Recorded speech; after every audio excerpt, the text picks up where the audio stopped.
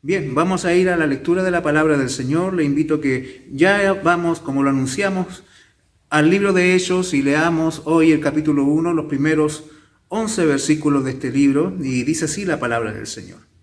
En el primer tratado, Teófilo, hablé acerca de todas las cosas que Jesús comenzó a hacer y a enseñar, hasta el día en que fue recibido arriba, después de haber dado mandamiento por el Espíritu Santo a los apóstoles que había escogido, a quienes también, después de haber padecido, se presentó vivo, con muchas pruebas indubitables, apareciéndoseles durante 40 días y hablándoles acerca del reino de Dios.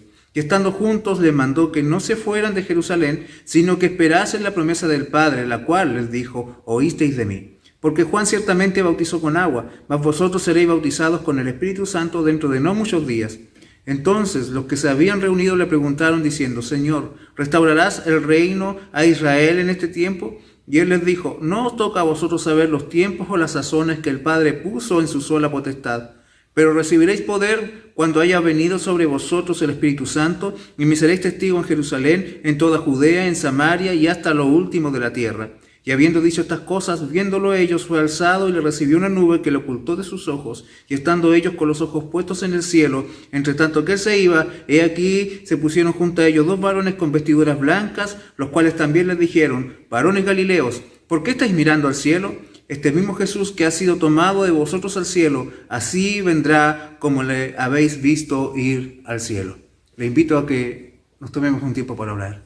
Señor, vamos ante tu presencia en el nombre de Jesús, amado Padre, para pedirte de que tú, Señor, hables a nuestros corazones a través de tu palabra. Tu iglesia se acerca a ti hoy, mi Dios, con un corazón sediento, con un corazón hambriento de tu voz.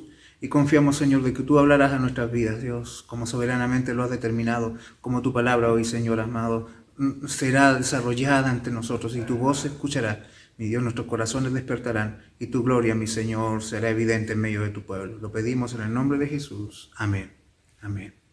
Como lo anunciábamos, al contar de este domingo comenzaremos con una nueva serie de sermones basados en el libro de Hechos de los Apóstoles. Porque sin duda, ante la gran encrucijada histórica en que nos encuentra la iglesia actual, es necesario, hermanos, que nosotros los creyentes recordemos la fuente de nuestro poder y autoridad. La historia de la iglesia es un testimonio constante del poder de Dios manifestado a través de hombres débiles, de hombres limitados. La fuente del poder de cada uno de esos hombres no es otra sino la del Cristo resucitado. La historia de la iglesia es eso. La historia de Dios haciendo cosas a través de hombres débiles. Hermanos, es la soberanía de Dios en acción, hecha evidente delante de los ojos humanos. En el nacimiento de la iglesia, en su organización, en su desarrollo y en su expansión, lo que vemos no es otra cosa sino que el poder de Dios manifestado, el poder del Señor es el gran protagonista de todo lo que nosotros encontramos a través de toda la historia de la iglesia. Hoy que los tiempos se hacen oscuros, hoy que las circunstancias que nos rodean se vuelven difíciles y un nuevo imperio se está levantando y que se está poniendo en contra del Señor, los creyentes debemos recordarnos que debemos ser valientes, de que debemos ser fieles a nuestra comisión, así como lo fueron nuestros hermanos del primer siglo. El Rey de la Iglesia, hermanos, ya nos ha señalado un destino, ya nos ha trazado un camino, y ese camino solo es posible recorrerlo en el poder de su fuerza. Al recorrer estas páginas vamos a fortalecer nuestras convicciones. Vamos sin duda a depurar nuestra teología. Vamos a desafiar nuestras acciones. Vamos a cuestionar muchas de nuestras prácticas. Seguramente vamos a crearnos una teología del sufrimiento y el servicio tan desconocida por la iglesia del siglo XXI. Recuperaremos la gloria de ser la iglesia, de ser la gloria de Cristo, de ser un salvado, de pertenecer a su pueblo, de tener una comisión, de tener un propósito, de ser parte de algo que es más grande que nosotros mismos. Hermanos, recuperaremos la gloria de ser tenidos por dignos de participar de la misión del Señor y de ser tenidos por dignos también de participar de los sufrimientos del Señor. Dios obre con su Espíritu Santo para que después de cada sermón, después de cada día que estemos frente a su palabra, vayamos sintiendo en nosotros un llamado al madurar nuestra fe, un llamado a enraizar más fuerte nuestras convicciones, un llamado a una desesperación por servir al Señor con pasión. Hoy vamos a concentrarnos en los primeros 11 versos de este primer capítulo y vamos a usar los primeros 3 para hacer una breve introducción al libro. Luego vamos a seguir avanzando del versículo 4 hasta el 8 hasta el 8 para que vayamos viendo allí cómo el Señor traza el camino de la iglesia, cómo el Señor le pone delante de ellos su itinerario de desarrollo, y luego veremos finalmente desde el verso 9 hasta el 11 cómo el Señor pone una esperanza para su iglesia, una esperanza que nos sostendrá hasta el final del camino. Hermanos, pues el Rey resucitado, el Cristo vivo, es el principio y el final de la historia de la iglesia. Él es el principio y el final de nuestra historia. Leemos en los primeros 3 versículos cómo el autor del libro se presenta y presenta su tratado a un destinatario en particular. El autor de este libro es Lucas, un médico sirio de la iglesia de Antioquía que se unió a Pablo en su segundo viaje misionero y que no le dejó solo sino hasta cuando Pablo fue ejecutado en Roma. Es un hombre reconocido por su alto elevado nivel cultural, es un hombre que tiene un manejo del idioma griego al nivel de los clásicos. Su obra literaria es sin duda una de las obras más majestuosas de toda la antigüedad. Sus 2 volúmenes, el Evangelio de Lucas y el libro de los Hechos de los Apóstoles, componen el libro o el trabajo literario más extenso de todo el Nuevo Testamento, y sin duda la forma en que está escrito nos habla de alguien que usa un lenguaje rico, pulcro, elegante, un hombre muy culto, un hombre que sabe mucho, es un hombre dotado de un amplio conocimiento que va desde la medicina, los idiomas, la geografía, la cultura y las costumbres de los diferentes pueblos que componían el imperio. Es un hombre que está unido a la ciencia en general y que puso a disposición del Señor todos esos dones que contaba, todo ese conocimiento e información, toda esa formación, Él la puso al servicio del Evangelio. Sin duda un tremendo ejemplo para muchos hombres y mujeres a los cuales el Señor les ha dado la oportunidad de desarrollarse profesionalmente. Eso que el Señor te ha dado, también ponlos al servicio del Señor, como lo hizo Lucas. Él es un hombre que se dispuso a registrar los eventos que dan el inicio a la historia de la iglesia, esos eventos que cambiaron la historia del mundo para siempre. Y él, hermanos, se entrega a un trabajo exhaustivo de investigación. Fue él un hombre que se preocupó de recopilar testimonios, de corroborarlos entre sí, para luego registrarlos de una manera precisa, en un orden preciso, para que existiera un registro fiel de todo lo que había ocurrido en esos últimos años. El libro de Hechos abarca un periodo histórico de aproximadamente 30 años que va desde el origen de la iglesia hasta que esta iglesia que comenzó ya en Judea, en el aposento alto, ya está establecida en el corazón mismo del imperio en Roma. Se cree que fue escrito aproximadamente entre los años 50 al 60 después de Cristo, porque hay muchos eventos muy relevantes de la historia de la iglesia que no están registrados. Por ejemplo, no se menciona la persecución de Nerón, que ocurrió en el año 64 después de Cristo y que fue tan sangrienta que sin duda tendría que haber quedado registrada si él hubiese visto aquellos eventos. También se omite la muerte de Pedro y de Pablo, también se omite la caída de Jerusalén en el año 70 después de Cristo. Por lo tanto, sin duda, el tiempo de su escritura es más temprano a todos esos eventos. En su origen, tanto el Evangelio de Lucas como el libro de Hechos eran un solo volumen, eran un solo escrito, hasta que fueron separados en el siglo II después de Cristo, y los padres de la iglesia, Ireneo, Clemente de Alejandría y Tertuliano, ellos determinaron de que era importante separar los registros, y también dieron fe de que el autor de esos libros fue justamente Lucas, dando así una certificación de la veracidad de los eventos relatados.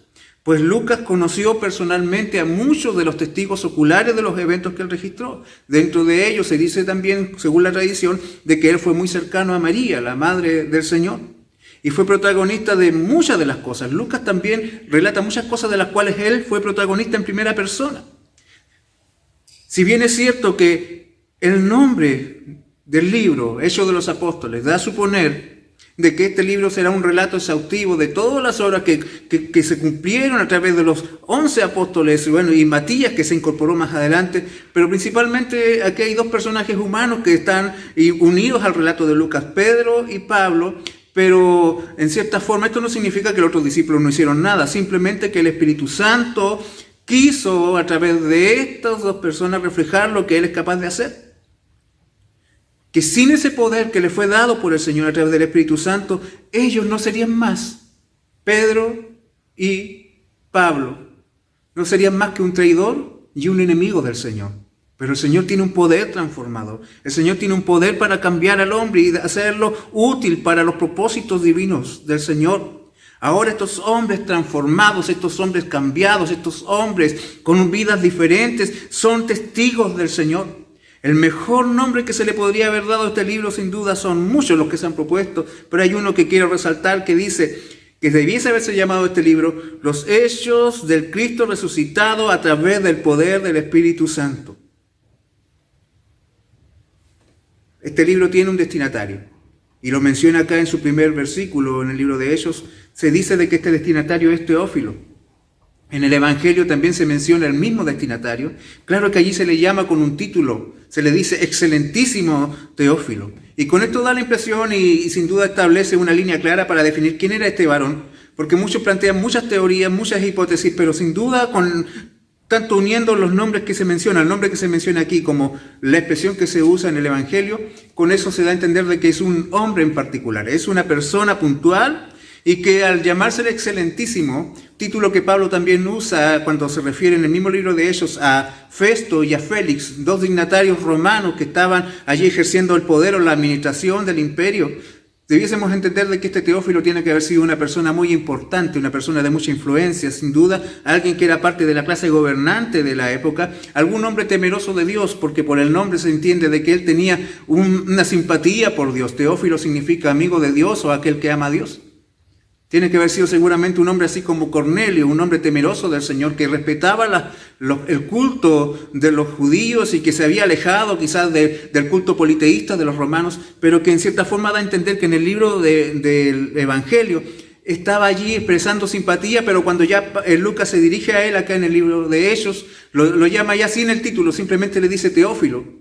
Con eso da la impresión de que Lucas ya se está refiriendo no a un dignatario que está tratando de aclararle dudas, sino que habla con un hermano en la fe. Y sin duda, aunque este es un hombre puntual, este libro está también dirigido y en el nombre de este varón estamos representados todos nosotros, toda la iglesia, todos los que amamos a Dios, todos los que hemos sido llamados a ser amigos del Señor. Para todos nosotros es esto que está escrito aquí. Lucas escribió en su Evangelio, dice aquí, acerca de todo lo que Jesús comenzó a hacer y a enseñar. Nosotros leemos en esta frase, esta forma verbal, comenzó, y con esto da a entender de que es algo que no ha sido concluido, sino que algo que tuvo un punto de inicio.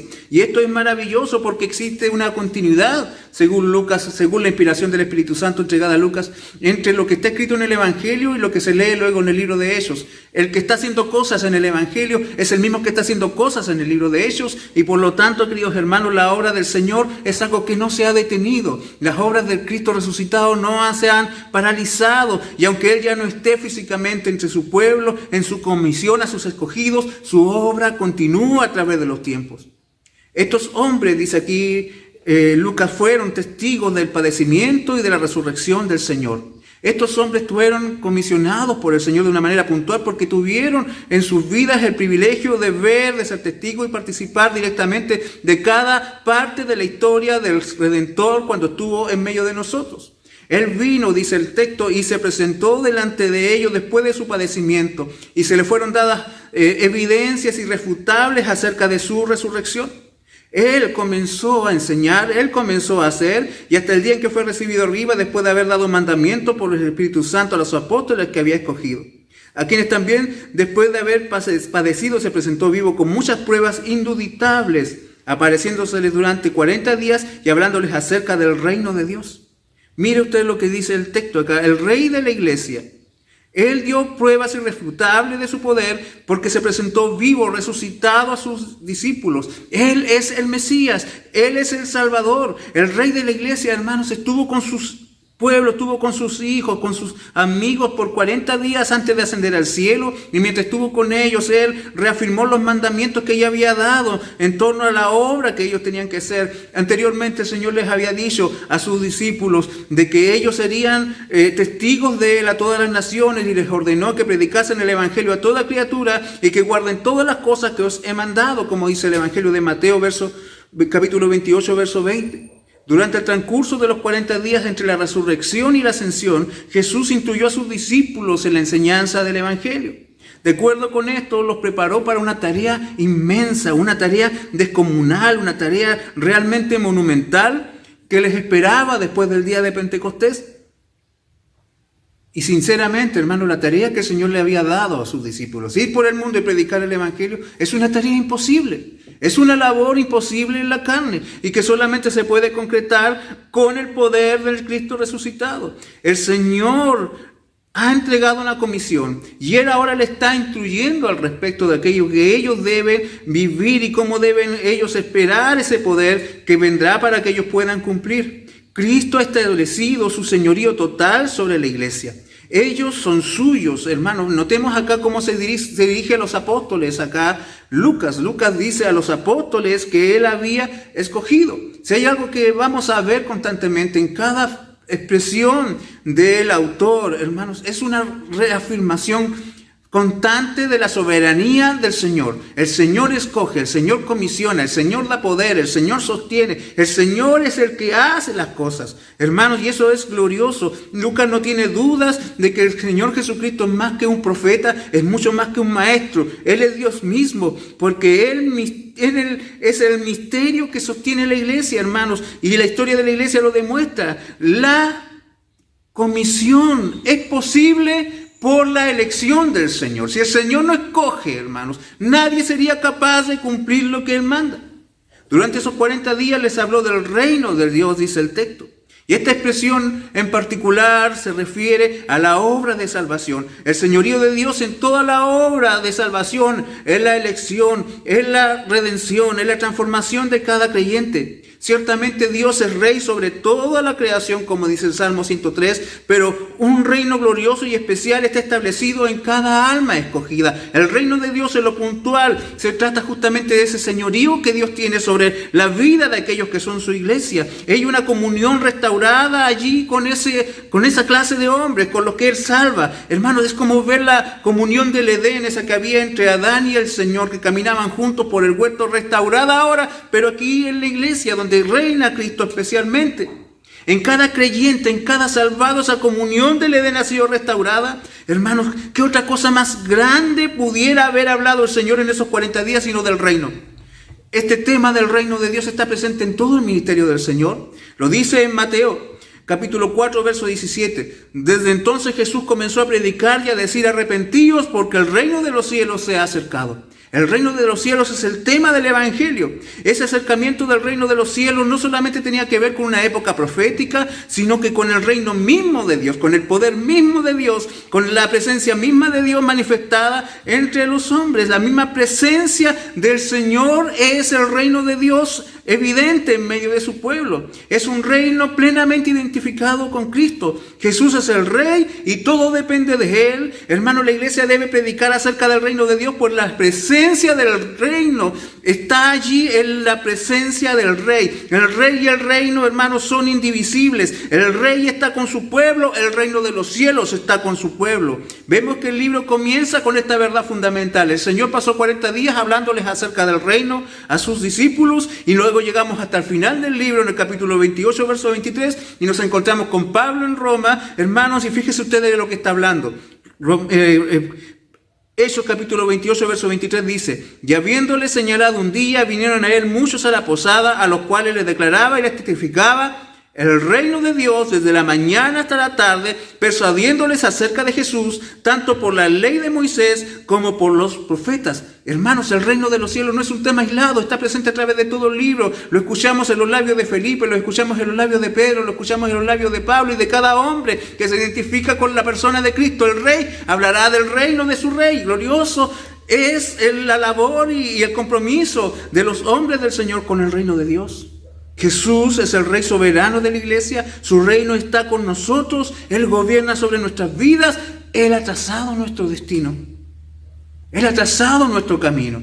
Y así entramos nosotros a la segunda sección de lo que hemos leído, llegamos al verso 4, donde nos encontramos de que el Señor está, dice aquí, junto a ellos. Verso 4 dice: y estando juntos. Y hermanos, quiero que nos detengamos un momento porque quizás al leer esto así rápidamente nos perdemos de algo muy maravilloso que está ocurriendo aquí, que debiésemos nosotros también disfrutarlo como lo disfrutaron sus discípulos. Dice aquí entre los versos 4 al 8 que encontramos al Señor hablando con sus discípulos antes de la ascensión. Y sin duda aquí, hermanos, Lucas no es exhaustivo, no pone en el texto todo lo que se tiene que haber conversado. Los versos avanzan muy rápido, pero sin duda aquí hay un resumen perfecto de lo que es el reino de Dios y de acerca de aquello que el Señor le habló a sus discípulos. Detengámonos en esto, le decía yo hace un instante, porque sin duda aquí hay algo que nos debe llevar más allá del asombro. Leímos aquí verso 4 en su inicio, y estando juntos. Y esto también, hermanos, se puede traducir como mientras comen juntos. Nosotros generalmente destacamos este anhelo, este amor que tiene Cristo por comer junto a sus discípulos. Él disfruta estar en la compañía de los suyos. Pero yo quiero, hermanos, que más que allá que veamos esa familiaridad con esa costumbre tan propia del Señor con sus discípulos, quiero que consideremos esto. El que está comiendo con los discípulos es el Jesús resucitado. Es el Cristo que venció la tumba, es el Cristo que se levantó el tercer día. Hermanos, cada vez que Él parte el pan y se los entrega a sus discípulos, en las manos del Señor se ven las marcas de la cruz.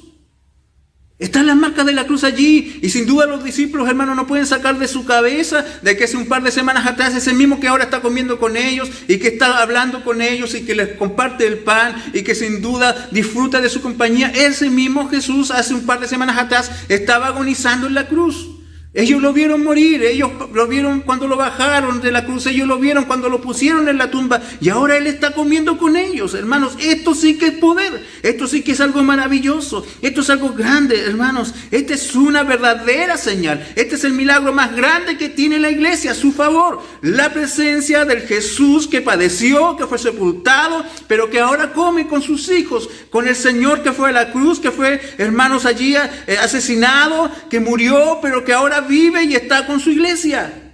Un Señor que es activo, es un Señor que está en medio de su pueblo. Él está allí, hermanos, no como un fantasma, no está allí, hermanos, como si fuera una sombra en el ambiente. No, Él está allí concretamente, Él está allí activamente. Él está como un verdadero rey estableciendo el camino de su reino, estableciendo, hermanos, las reglas de su iglesia. Él es el verdadero rey que establece órdenes para sus discípulos. Y en el verso 4 continuamos leyendo, dice que estando juntos allí, dice que les mandó que no fueran a Jerusalén, sino que esperasen la promesa del Padre, la cual les dijo: oísteis de mí. Jesús era el rey que hablaba acerca del reino, y de tal forma, hermanos, de que Él también habla como rey. Y por lo tanto le dice a sus súbditos: ustedes esperen aquí, porque hay una promesa que yo les di, hay una promesa que viene del Padre y que yo reafirmé y que tienen que esperarla para que puedan cumplir todo lo que yo les voy a mandar.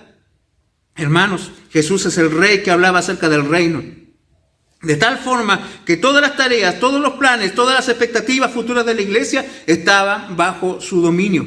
Jesucristo resucitado, hermano, no había soltado su iglesia. Él no se había deshecho de su iglesia. Hermano, la iglesia sigue dependiendo exclusivamente de Él. Él les había hablado del reino de Dios y ahora Él está actuando como rey. Hermanos, la iglesia, con esto, hermanos, queda claro, y esto es algo que tenemos que ponerlo fuertemente grabado en nuestra mente y en nuestro corazón.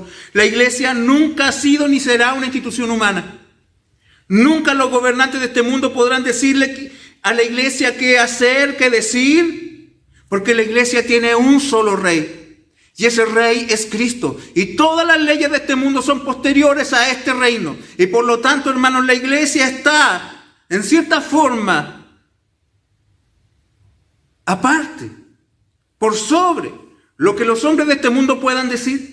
La obediencia de la iglesia a los gobiernos humanos depende o se efectúa porque el Señor, el Rey, dice que obedezcan. Y siempre la iglesia estará disponible para obedecer los gobiernos de los hombres mientras estos gobiernos de hombres estén sometidos a las reglas del Señor. Pero si en algún momento nos encontramos con la disyuntiva, hermanos, de gobiernos corruptos, pervertidos y perversos que quieran ir en contra de la palabra de Dios, será necesario primero obedecer a Dios antes que a los hombres. La iglesia tendrá que hacerlo, y así ha sido a través de la historia. Solo hay un rey en la iglesia, y ese rey es el Cristo resucitado, que le da órdenes a la iglesia y que le establece un itinerario. Él le da una hoja de ruta para la iglesia. Y Él le dice allí: quédense en Jerusalén, porque Él va a impartir la promesa del Padre a su iglesia. Él enviará el Espíritu Santo para que la profecía de Joel se cumpla. El ministerio del Espíritu Santo, por lo tanto, tampoco es una prerrogativa humana. El único que imparte el Espíritu Santo es Jesucristo el Rey. No un profeta, ni un apóstol, ni un hombre en particular. No es algo que se pueda ganar, no es algo que yo pueda hacer mérito para conseguirlo o practicar ciertas cosas para adquirirlo. Hermanos, Él les recuerda lo que oyeron de Juan el Bautista en Mateo capítulo 3, verso 11. Juan dijo: yo a la verdad os bautizo en agua para arrepentimiento, pero el que viene tras mí, cuyo calzado yo no soy digno de llevar, es más poderoso que yo. Él os bautizará en Espíritu Santo y fuego. Juan ciertamente, dice aquí el verso 5, bautizó con agua, mas vosotros seréis bautizados en el Espíritu Santo dentro de no muchos días. El Señor tiene la autoridad de decirle a la iglesia lo que debe hacer, y el Señor tiene la autoridad de la iglesia para impartir el Espíritu Santo. El Señor tiene la autoridad de perdonar y de incorporar a su iglesia a sus escogidos a través de este bautismo del Espíritu Santo, por el cual los discípulos debieron esperar un par de días hasta que se cumplió en Pentecostés. Pero solo esa vez en la historia, solo en esta ocasión, hermanos, se dieron dos eventos separados en la obra de redención, de que la conversión y el bautismo en el Espíritu fueran cosas separadas. Desde el Pentecostés en adelante, hermanos, el bautismo del Espíritu Santo está presente en cada alma que se convierte. Cada vez que el Señor salva a alguien, el Señor lo incorpora a su iglesia a través del bautismo del Espíritu Santo. Porque es imposible de que usted ame a Cristo, es imposible que usted le reconozca como Señor, es imposible de que usted esté dispuesto a servirle si no es porque el Espíritu de Dios le ha sido impartido a través del bautismo. Primera de Corintios capítulo 12, verso 13 dice: porque por un solo espíritu fuimos todos bautizados en un cuerpo, sean judíos o griegos, sean esclavos o libres, y a todos se nos dio a beber de un mismo espíritu. Bendito sea el Señor. Así que usted no tenga dudas, si usted ha sido traído a la iglesia, ha sido salvado, usted ya ha sido bautizado por el Espíritu Santo. Muchos dicen de que esto está supeditado a ciertas señales, pero a la medida que vayamos avanzando a través de este libro, vamos sin duda a ir aprendiendo muchas cosas que nos van a ayudar a tener una mejor claridad acerca del ministerio del Espíritu Santo, porque en cierta forma la iglesia actual tiene un entendimiento muy pobre acerca de la doctrina del Espíritu Santo. Mientras el Señor les habla a los hombres de cosas gloriosas, mientras les habla a sus discípulos, a los apóstoles de cosas maravillosas, una antigua duda surge en los corazones de los discípulos. Todavía no lograban separar el reino de Dios del reino físico de Israel. Ellos todavía esperaban la restauración de Israel en ese tiempo, en lo político, en lo militar, en la influencia mundial. Su mirada aún tenía una perspectiva muy terrenal. Ellos tenían una visión del Antiguo Testamento donde Dios prometía un reino eterno asociado al reino temporal de Israel. Pero Jesús nuevamente, como líder y como rey, responde con mucha claridad. Y en los versos 7 y 8 nosotros podemos leer, cuando ellos le preguntaron en el verso 6, Señor, ¿restaurarás el reino de Israel en este tiempo? Y le dice el Señor: no os toca a vosotros saber los tiempos o las sazones que el Padre puso en su sola potestad. Dios es soberano. El Señor ha fijado los tiempos desde antes que el tiempo empezara. Él ha fijado los tiempos. En el griego, el cronos. Eso significa toda medida de tiempo que nosotros podemos asociar en nuestra mente. Los minutos, los segundos, las horas, los días, los años, los siglos, los milenios. Todo aquello está en el poder de Dios. Pero además de eso, el Señor ha establecido las sazones o las épocas. En el griego, el kairos. Aquellas temporadas particulares, porque por ejemplo nosotros podemos hablar de tiempo asociando los minutos a segundos y a horas, pero también podemos hablar de tiempo, por ejemplo, asociándolos a épocas. Un tiempo difícil, un tiempo alegre, un tiempo oscuro, un tiempo de alegría, en fin. El Señor en su sola autoridad tiene establecido los tiempos y las sazones.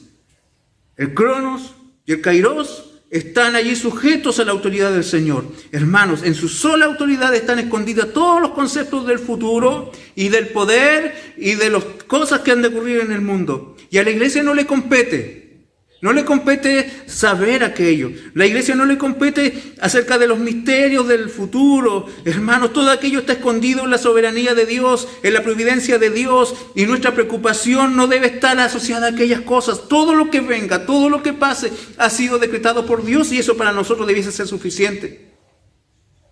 Nuestro compromiso no está con el futuro, en cierta forma. Nuestra acción y nuestro rol como iglesia no tiene que estar siempre mirando hacia adelante. Nuestra gloria viene desde el futuro, sin duda, la esperamos. Pero nuestra responsabilidad y nuestro deber está asociado con el presente. Y por eso el Señor les dice: a ustedes no les compete saber estas cosas. Mucha gente, hermanos, le gustaría conocer el futuro porque eso le da poder. Pero el Señor le dice a su iglesia: ustedes tienen otro poder ya destinado para ustedes. ¿Y qué es más grande que todas esas cosas juntas? El verso 8 dice: pero recibiréis poder cuando haya venido sobre vosotros el Espíritu Santo, y me seréis testigos en Jerusalén, en toda Judea, en Samaria y hasta lo último de la tierra. El poder que le será dado a la iglesia no es el poder de conocer el futuro, no es el poder de tener un cierto rol profético que prediga las cosas o que tengan influencia sobre el mundo en ciertas cosas que tienen que ver con lo temporal. El poder que le será dado a la iglesia es el de ser testigos. Testigos de la vida y la obra del Cristo resucitado, porque el testimonio del Cristo resucitado es lo que transforma el mundo, es lo que cambia las vidas, es lo que cambia las sociedades. Hermanos, no es el poder político o un poder sobrenatural lo que cambiará al hombre. Lo que cambia a los hombres es el testimonio del Señor que ha resucitado, del Señor que fue a la muerte y que resucitó al tercer día. Hermanos, la proclamación del Rey Jesucristo es lo que hará que la iglesia tenga un poder especial. Jesucristo dice que el Padre ha fijado todo con su propia autoridad, de tal forma que para nosotros no es una preocupación el poder, porque el poder ya lo tiene Dios. Hermanos, porque Él es el que pone y saca reyes, la autoridad le pertenece al Señor. El futuro el Señor lo conoce, porque Él lo escribió. Sin duda, al llegar a este texto tan conocido, se hace importante explicar por lo menos dos palabras para poder entender lo que el Rey de la iglesia le demanda a su pueblo. La primera palabra que es necesario que consideremos es poder. En el griego se traduce como dunamis. Y la idea de poder aquí que se menciona, ¿cierto?, en este texto a veces está un poco distorsionada en nuestros tiempos, ¿cierto? Algunos piensan en explosiones, otros piensan en electricidad, dada la raíz de la palabra dunamis. Pero nadie en esa época, ni Lucas con todo su conocimiento científico, había siquiera anticipado la electricidad o el poder de los explosivos. Por lo tanto, la idea de poder está muy, muy separada, la idea del poder que aparece aquí, de lo que quizás nosotros pudiésemos haber imaginado. No es tampoco ese poder para hacer cosas sobrenaturales. Muchos, ¿cierto?, los hombres juegan con la idea, juguetean con la idea, con el sueño de ser poderosos, y por eso que se han hecho tan populares las series y las películas de superhéroes, hombres que controlan la naturaleza, hombres que hacen cosas, y también eso se ha traspasado a la iglesia. Hay hombres que botan a las personas con su aliento, hay otras personas que con sus chaquetas, ¿cierto?, dejan multitudes en el piso y lo llaman poder, pero eso no es el poder que se menciona aquí. Hermanos, el concepto de poder más grande que pudiese haber tenido un hombre de esta época era quizás el de un carro tirado por caballos. Nunca explosiones, nunca rayos, ni el menos electricidad. Entonces, ¿qué quiere decir el Señor con esto de poder? Hermano, el Señor le va a dar una comisión que solo puede ser cumplida a través de una obra del Señor. El ser testigos, hermanos, es algo que demanda una capacidad en el hombre que va más allá de sus propias fuerzas. Cuando se habla de poder, hermanos, se habla de la capacidad de cumplir una comisión. Es la habilidad de terminar lo que se empieza. El Señor iba a comisionar una misión que implicaría estar dispuesto a muchas cosas que en la carne es imposible de cumplir, pero ese poder que imparte el Espíritu Santo lograría que ellos lo consumaran al precio que fuera necesario. El poder de la iglesia está limitada o está, hermanos, supeditada a su misión. ¿Y cuál es la misión de la iglesia? La segunda palabra que tenemos que explicar: ser testigos. La palabra testigo viene del griego mártir. Y por lo tanto, ser testigo tiene que ver con dar un testimonio fidedigno de una persona o de un acontecimiento. Un testigo es aquella persona que habla y da cuenta de algo que ha visto, de algo que ha conocido de primera mano, tanto de una persona o de un evento en particular. Este testimonio que le entrega es capaz de defenderlo con argumentos ordenados, coherentes. Y le da tal valor a esa verdad, le da tal valor a esa persona que está inclusive dispuesto a experimentar el entregar su propia vida, si es necesario, por defenderla. Ahora, por lo tanto, entendemos por qué se necesita del poder del Espíritu Santo para ser testigos. Hermanos, porque esa verdad va a demandar que ellos estén dispuestos inclusive a entregar su vida. Pero también nosotros leemos acá, hermanos, de que el Señor traza el alcance geográfico de la misión de la iglesia. Comenzaría en Jerusalén, abarcaría Judea, Samaria y hasta lo último de la tierra.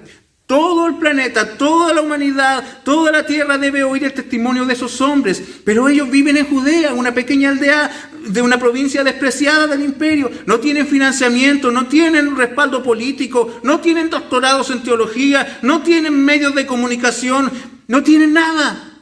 ¿Qué es lo que tienen? Tienen la promesa del Cristo resucitado. Por eso ese mensaje que ellos oyen allí en el aposento alto, hermanos, aquí al principio del libro de Hechos, nosotros lo estamos escuchando aquí en un rinconcito de Jerusalén, en una pieza olvidada de una casa quizás muy humilde en Jerusalén. Luego lo encontramos a fines de este libro siendo predicado en el corazón mismo del imperio. Allá en Roma, en menos de 30 años, hay un alcance del reino de Dios, hermanos. En 30 años alcanzó al imperio y hoy lo tenemos acá con nosotros, en lo último de la tierra. ¿No es algo maravilloso lo que el Señor es capaz de hacer con hombres que están dispuestos a obedecer y a entregar su vida? Y que están dispuestos, hermanos, a que ese poder que le ha sido dado ser usado para lo que el Señor dijo que se tenía que usar. Ser testigos, sin duda se ha cumplido en nosotros. Somos evidencia de que la palabra de Dios se cumple. El Señor marca el itinerario de la iglesia, pero el Señor también le da una esperanza a su iglesia. Y vamos a la porción que está entre los versos 9 al 11, donde el Señor allí a las afueras de Betania, como lo dice Lucas en el capítulo 24, verso 50 del Evangelio, el Señor juntó por última vez a sus discípulos, allí los bendijo y luego delante de sus ojos Él fue levantado a los cielos. Su labor ha terminado aquí en la tierra. El Señor es levantado y ellos lo miran mientras sube. Y en los cielos, hermanos, los ángeles le esperan para alabarle. Allá en los cielos hay coronas que ruedan a los pies de Cristo. El Rey de Gloria, el fuerte valiente, está entrando por las puertas eternas y es entronado en su trono eterno. Y allí se le da la autoridad de abrir los sellos del libro de Dios. Allí asciende el Rey vencedor, el Cordero inmolado, el León de la tribu de Judá. Eso está pasando en los cielos. Pero acá a nivel de piso, en medio del polvo, los discípulos no pueden. O quizás tampoco quieren apartar su mirada de los cielos. Su rey, su amado rey, está siendo separado de ellos. Y seguramente piensan si algún día lo volverán a ver. Pero si hubo algo de tristeza en ese momento, en medio de esa despedida, pronto esa tristeza fue disipada, porque en medio de ellos 2 varones vestidos de ropas resplandecientes le consuelan con un mensaje, con una promesa gloriosa. Les dicen: ¿por qué estáis mirando al cielo? Este mismo Jesús que ha sido tomado de vosotros al cielo, así vendrá como lo habéis visto ir al cielo. Con esas palabras afirman que ellos con sus propios ojos, con esos ojos con los cuales son testigos de este evento histórico de la ascensión de Cristo, donde hay más de 500 personas viéndolo subir, hermanos, un día la historia será marcada con el regreso portentoso, visible, evidente, irrefutable del Rey Jesús. El Señor ha estado hablándoles del reino, el Señor ha estado mostrándole con autoridad cuál es el lugar de la iglesia, ha estado diferenciando el reino de Dios con el reino humano, ha establecido claramente qué es lo que sus discípulos van a recibir, ha establecido específicamente lo que deben hacer y cuál será el alcance de su ministerio. Mientras aquello pasa, hermanos, la iglesia estará siendo gobernada, dominada por Él, y estará siendo preparada por Él para todo lo que le toca vivir, hermano, no solamente en estos 30 años que comprende el libro de ellos, sino hasta el día en que Él venga, hermano, hasta el día que el Señor venga por segunda vez, hermano, Él será el Rey de la iglesia, Él será el Señor de la iglesia, Él estará acompañando a su iglesia, Él establece un plan, y ese plan incluye también de que Él volverá. La iglesia está rodeada, hermanos, por 2 grandes eventos, la primera y la segunda venida de su Rey, y mientras esté allí mirando al cielo, esperando cómo estos se abren y cómo el Señor baja, el Señor estará acompañándoles, su poder estará con ellos. Bendito sea el Señor. Muchos admiramos con justa razón a los hermanos de la primera iglesia y pensamos si es posible que esto vuelva a ocurrir con nosotros. Pero debemos preguntarnos si, así como estamos deseosos de esa gloria que ellos vieron, estamos dispuestos a pagar el precio que ellos pagaron. Porque ahí quizás hay una gran diferencia. Muchos queremos la gloria, pero muy pocos queremos, hermanos, el sufrimiento. Muchos queremos la corona, pero pocos queremos la cruz.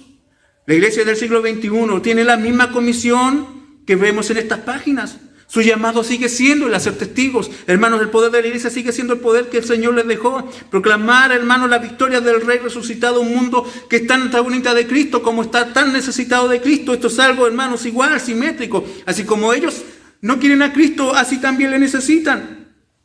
Muchos imperios han pasado. Y hoy estamos a más de 2000 años de distancia de estos eventos y el mensaje no ha cambiado, la comisión no ha cambiado, la iglesia quizás ha cambiado, pero el mensaje sigue siendo el mismo. El Señor sigue siendo el Señor de la iglesia, Él sigue reinando en la iglesia. Su promesa, hermanos, ya está con nosotros. El Señor resucitado está con cada corazón de sus hijos y con su espíritu nos dota de todo lo necesario para terminar la obra encomendada. A veces lo que necesitamos es disponernos. A veces lo que hace falta solamente es la obediencia. A veces lo que hace falta es solamente preguntarnos con humildad: Señor, danos la dirección que hemos perdido. Ayúdanos a recuperar la misión que hemos dejado. Señor, queremos dejar la comodidad y queremos volver a hablar sin vergüenza y dar testimonio de que tú eres nuestro Señor. Hermanos, si una iglesia que no tenía recursos como la iglesia del primer siglo puso al imperio de cabeza, ¿cómo esta iglesia en este tiempo no podrá trastornar al mundo como lo hicieron ellos? ¿No tenemos acaso la misma promesa? ¿Acaso no tenemos al mismo Cristo resucitado con nosotros? Hermanos, oremos, pidámosles al Señor: visítanos, avívanos, despiértanos. Nuestros corazones deben ser empoderados con tu poder. Tú eres el principio y tú eres el final de nuestra historia. Amados hermanos, quizás hoy estamos al otro extremo de la historia de la redención, en el cual se encontraban nuestros hermanos, del cual hemos leído en estas páginas, y que están allí mirando los cielos en Betania. Sus ojos le vieron subir, pero tal vez nuestros ojos le verán volver. ¿No quieres tú la misma porción que tenían ellos? ¿No quieres tú la misma porción de gloria que vivieron ellos? Yo creo que sí, hermanos. ¿Qué nos falta? Quizás un poco de humillación, un poco de disposición, un arrepentimiento. El Señor sigue siendo el mismo. Él es el Rey de nuestras vidas, como lo fue el Rey de la vida de estos hombres. Despiértanos, Señor. Avívanos, Señor. Debe ser nuestra oración.